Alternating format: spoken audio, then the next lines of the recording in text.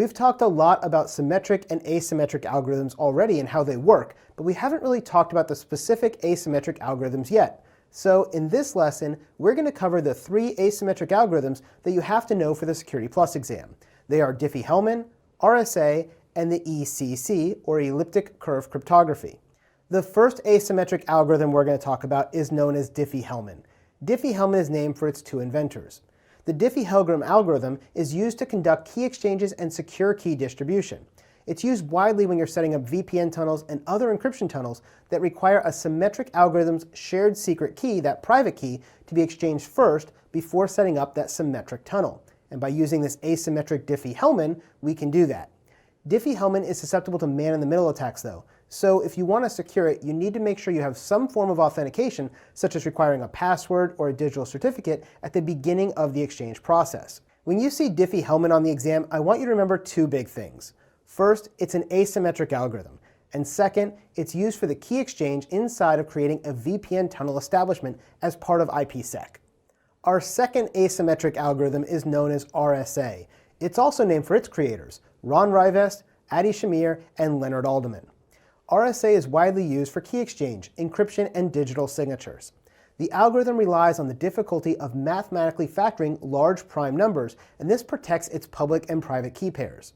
RSA can support key sizes between 1024 bits and 4096 bits. RSA is widely used in organizations around the globe. If you happen to have one of those secure tokens on your keychain, where every 30 to 60 seconds the 6-digit number changes, and you use that as part of your login and multi-factor authentication, well, guess what? You're using RSA, because that token stores RSA asymmetric one-time use keys. When we cover PKI in depth in the next section of this course, you can be assured that I'm going to be discussing all of the ins and outs of how RSA is used to secure our networks. The final type of asymmetric algorithm that we're going to cover in this section is known as ECC, or elliptic curve cryptography. ECC is heavily used in mobile devices, and it's based on the algebraic structure of elliptical curves over finite fields to define its keys. ECC is very efficient and provides better security than an equivalent RSA key of the same size. In fact, ECC's algorithm is 6 times more efficient than an RSA algorithm. So if you're going to have a 256-bit key with ECC, you would require a 2048-bit key with RSA to be just as secure. For this reason, you're going to see ECC used in a lot of things like tablets, smartphones, and other mobile-based implementations, because these devices have much less processing power available than does a standard desktop or laptop. There are a few variations of ECC as well, and you might come across these in the field.